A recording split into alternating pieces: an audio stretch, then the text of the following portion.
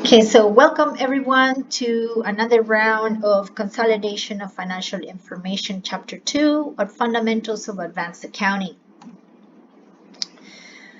We're looking at Learning Objective 5, where we are to determine the total fair value of the consideration transferred, and then the fair value of the net assets of the subsidiary, and then determine if there's any goodwill or gain on bargain purchase.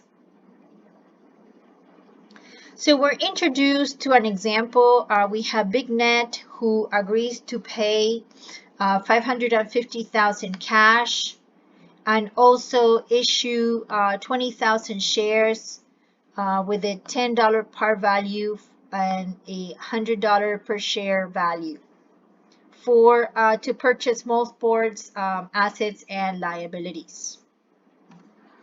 So in essence, the acquisition price or the consideration transferred is composed of cash of 550,000 and the 20,000 shares that were issued at fair market value.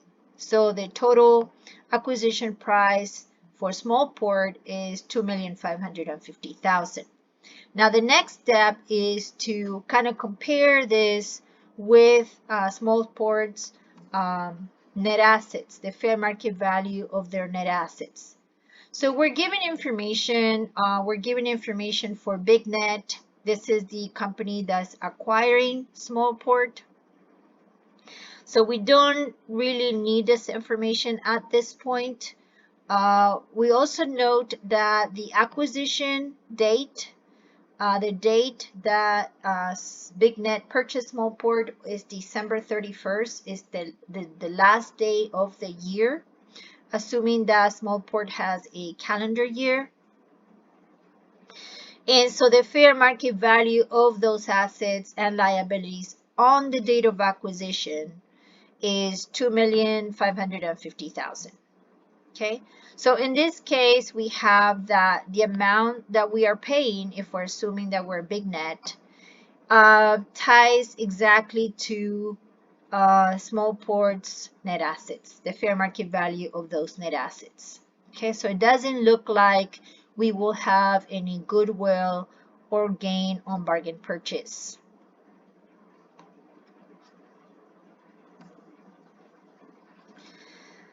All right, so remember on our first presentation, we were looking at different business combinations.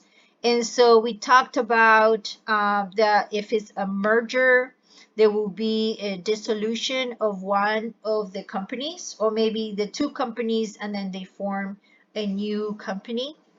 So, but the other will be a consolidation where we still have the separate existence of the parent and the subsidiary, and then they will have to consolidate the financial statements.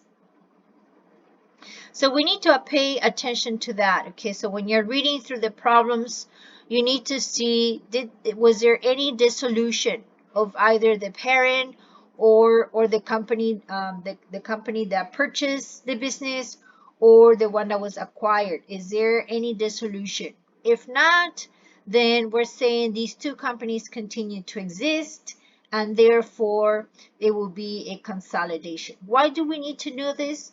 Because it's going to make a difference on how we record it for accounting purposes.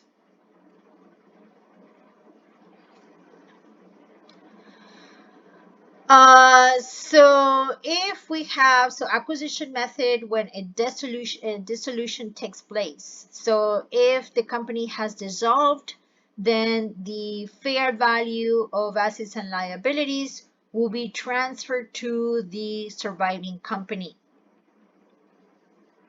And that concludes our presentation.